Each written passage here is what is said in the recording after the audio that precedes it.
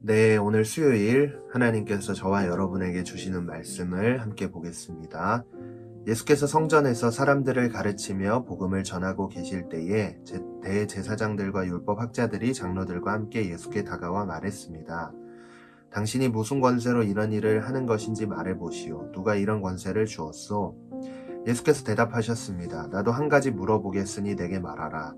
요한의 세례가 하늘로부터 왔느냐 아니면 사람으로부터 왔느냐? 그들은 서로 의논하며 말했습니다.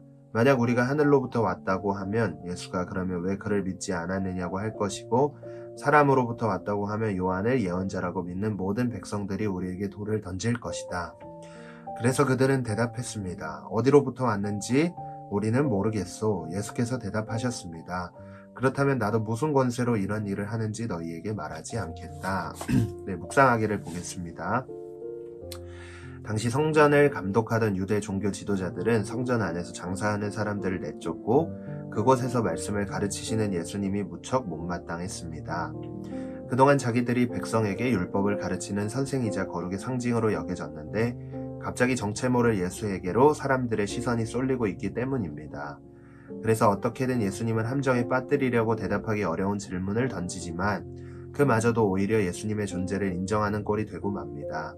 성경을 많이 알고 율법을 기록된 그대로 철저히 지키던 종교 지도자들이 정작 성경이 예언한 구원자를 알아보지 못하고 나를 세우는 현실이 안타깝습니다.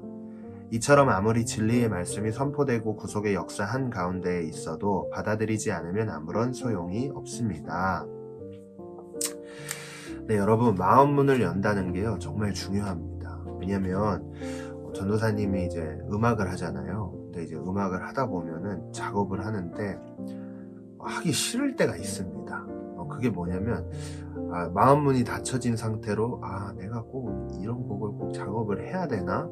마음이 닫혀져 있는 상태에서 음악 작업을 하게 되면은 하기가 싫더라고요. 이와 같이 이제 또 전도사님이 음악 작업을 꼭 이건 빨리 해야겠다, 정말 하고 싶다라고 생각한 곡은요, 정말 순식간에 되는 반면에 또 어떤 게 있냐면요, 정말 잘 됩니다. 그리고 편곡도 정말 잘 나오고 그런 것들을 경험을 해본 일이 있습니다. 마찬가지로 하나님의 말씀은 지금도 이 큐티 영상을 통해 전해지고 있습니다. 또 선포되어져 있고요. 그런데 이것을 받아들이는 건요, 내 마음의 상태가 어떠냐에 따라서 이 말씀을 온전히 받아들이느냐 아니면 받아들이지 못하느냐, 그 기로에 서 있다는 사실을 기억해야 합니다. 그래서 마음 문을 활짝 열고 하나님이 나에게 하시는 말씀이구나, 하나님께서 나에게 원하시는 하나님의 마음이구나 라는 사실로 인정하면서 그렇게 이 말씀을 받아들일 수 있는 우리 고등부 지체들이 되길 원합니다. 그렇기 위해서는 꼭 잊지 말아야 할 것은 기도해야 합니다. 하나님, 저의 마음 문을 열어주셔서 하나님의 말씀을 들을 때에 그 말씀 앞에 우리가 아멘으로 화답하고 그 말씀을 따라 살 수 있는 그런 지혜를 더해 주십시오 라는 기도 제목을 가지고 기도하면서 은혜 앞으로 나아가야 할 줄 믿습니다. 기도하겠습니다. 하나님, 오늘도 당신의 말씀을 듣게 하시니 감사를 드립니다. 우리의 마음 문을 항상 열어주시고 우리의 마음속에 정말 하나님이 기뻐하시는 뜻을 온전히 깨달아 알며 그 뜻을 따라 하나님과 동행하며 삶을 살아갈 수 있는 우리 모두가 되게 하여 주시옵소서.